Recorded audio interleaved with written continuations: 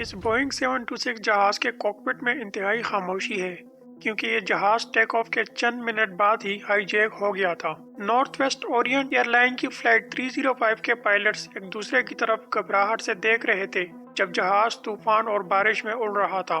اس خاموشی کا مطلب تھا کہ ان کی 5 گھنٹوں کی آزمائش ختم ہو چکی ہے کیونکہ اس جہاز کا ہائی جیکر ڈین کوپر جہاز کے دروازے سے پیراشوٹ کے ذریعے چھلانگ لگا چکا ہے جس کے بیگ میں $2 لاکھ تھے۔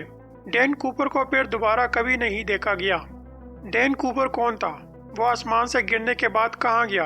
اور ڈین کوپر کا پیسوں سے بھرا بیگ کس کو ملا؟ اس ویڈیو میں بات کرتے ہیں FBI کے سب سے مشکل اور کبھی نہ حل ہونے والے کیس کے بارے میں۔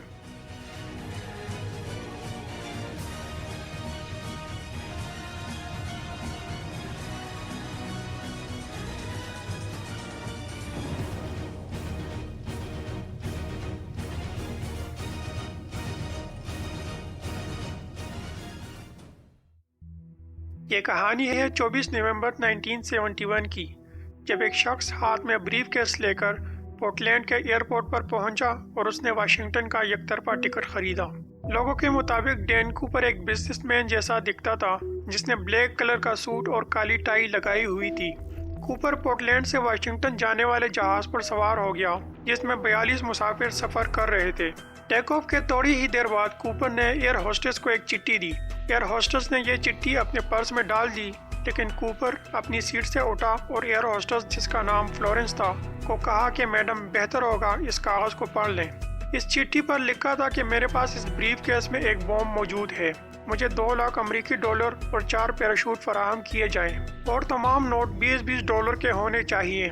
کوپر نے ایئر ہوسٹس کی طرف دیکھتے ہوئے اپنا بریف کیس کھولا جس میں 4 ڈائنامائٹ، ایک بیٹری اور کافی سارے تار لگے ہوئے تھے۔ کوپر نے کہا کہ وہ کسی بھی وقت اس بم کو اڑا سکتا ہے۔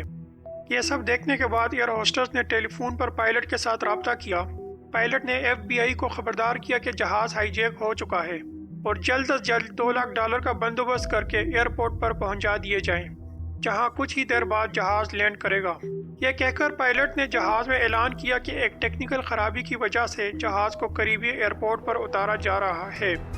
پولیس نے ایئرپورٹ کو قبضے میں لے لیا اور کوپر کے لیے پیسوں کا انتظام کرنے لگے۔ ایئر لائن کی کمپنی نے بینک سے رقم نکالنے کے لیے اپنے افسروں کو بھیجا۔ کسی بھی چور کو پیسے دینے کے لیے بینک میں ایسے نوٹ موجود ہوتے ہیں جن کے نمبر پولیس نے نوٹ کیے ہوتے ہیں اور ان نوٹوں کی تصویریں بینک کے پاس موجود ہوتی ہیں تاکہ بعد میں چور کا پیچھا کیا جا سکے کہ وہ یہ پیسے کہاں خرچ کر رہا ہے۔ تقریباً 2 گھنٹے تک جہاز ہوا میں ایئرپورٹ کے اوپر چکر لگاتا رہا۔ اس کے بعد ایئر ٹریفک کنٹرولر نے پائلٹ کو پیغام دیا کہ جہاز سیٹل ٹیکوما ایئرپورٹ پر لینڈ کر سکتا ہے تاکہ تاوان کی رقم DB کوپر کے حوالے کیے جا سکے۔ لینڈ کرنے کے بعد کوپر نے ایئر ہوسٹس کو پیسوں کا بیگ اور پیراشوٹ لینے کے لیے جہاز سے باہر بھیجا۔ FBI نے پیسے ایئر ہوسٹس کے حوالے کیے، جس کے بعد کوپر نے وعدے کے مطابق جہاز میں موجود 36 مسافروں کو جہاز چھوڑ کر جانے کی اجازت دے دی۔ جہاز میں 3 ٹرک تیل بھر دیا گیا اور یہاں سے شروعات ہوتی ہے کوپر کے اگلے منصوبے کی۔ کوپر جہاز سے کیسے غائب ہو گیا، یہ اس کہانی کا ایک دلچسپ حصہ ہے جس کا آج تک معلوم نہیں ہو سکا۔ فلائٹ 305 اب ایک بار پھر ٹیک آف کر کے آسمان میں پہنچ چکا تھا۔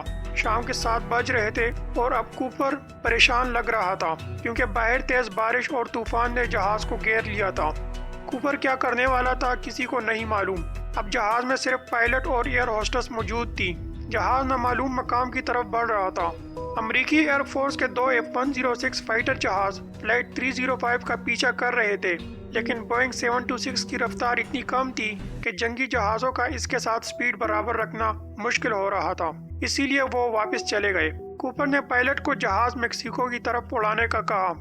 کوپر نے یہ بھی کہا کہ جہاز زمین سے زیادہ 10,000 فٹ بلند ہونا چاہیے۔ جہاز کے پچھلے حصے میں صرف ایئر ہوسٹس اور کوپر موجود تھا۔ ایئر ہوسٹس کے مطابق کوپر نے ایک پیراشوٹ اپنے ساتھ باندھا اور ایک پیراشوٹ میں پیسے ڈال دیے۔ اس کے بعد کوپر نے ایئر ہوسٹس کو جہاز کا پچھلا دروازہ کھولنے کا کہا، لیکن ایئر ہوسٹس نے ایسا کرنے سے منع کر دیا اور وہ بھاگ کر کاکپٹ میں چلی گئی۔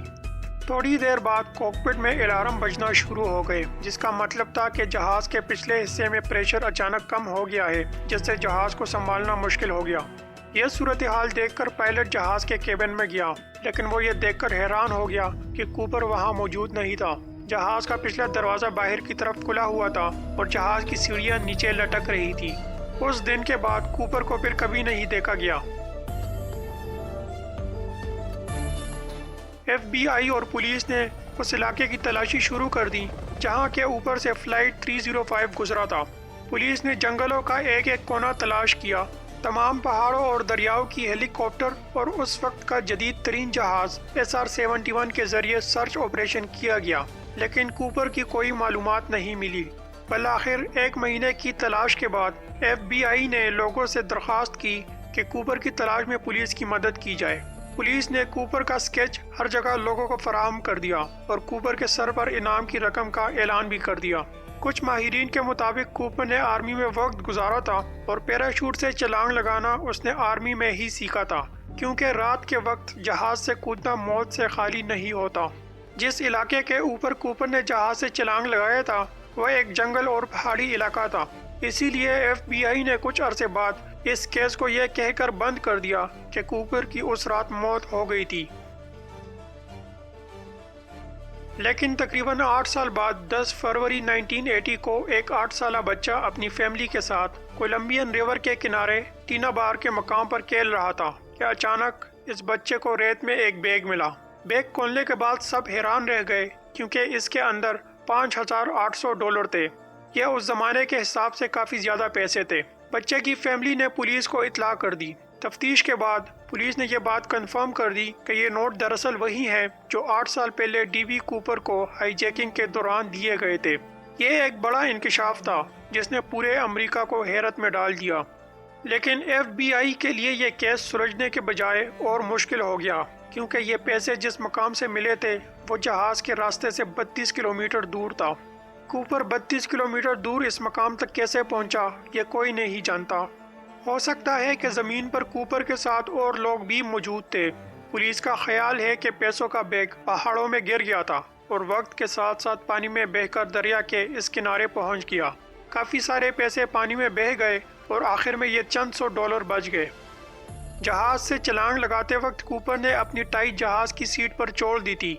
इस टाई की लेबोरेटरी में टेस्ट के बाद पता चला कि इस पर टाइटेनियम के छोटे ज़रात पाए गए और उस ज़माने में टाइटेनियम जहाज़ों के बनाने में इस्तेमाल होता था। लोगों का ख्याल है कि कूपर का ताल्लुक किसी जहाज़ बनाने वाली कंपनी से था, इसीलिए वो जानता था कि जहाज़ के दरवाजे कैसे ओपन होते हैं। इस वाक़ये के 1 साल बाद एक और शख्स रिचर्ड फ्लॉयड ने एक बोइंग 727 जहाज़ को हाईजैक कर लिया और $5 लाख तावान का मुतालिबा कर दिया। पैसे लेकर इस शख्स ने DB कूपर की तरह जहाज से पैराशूट के जरिए छलांग लगा दी, लेकिन जमीन पर उतरने के बाद इसको पुलिस ने गिरफ्तार कर लिया और रिचर्ड फ्लॉयड को अदालत ने 45 साल जेल में गुजारने की सजा सुना दी। चलते हुए जहाज से छलांग लगाने के बाद DB कूपर मर गया था या वो जिंदा बच गया और आज तक पुलिस से छुपकर जिंदगी गुजार रहा है। हमें कमेंट सेक्शन में ज़रूर बताइएगा। अगर आपको वीडियो अच्छी लगी हो तो लाइक ज़रूर करें।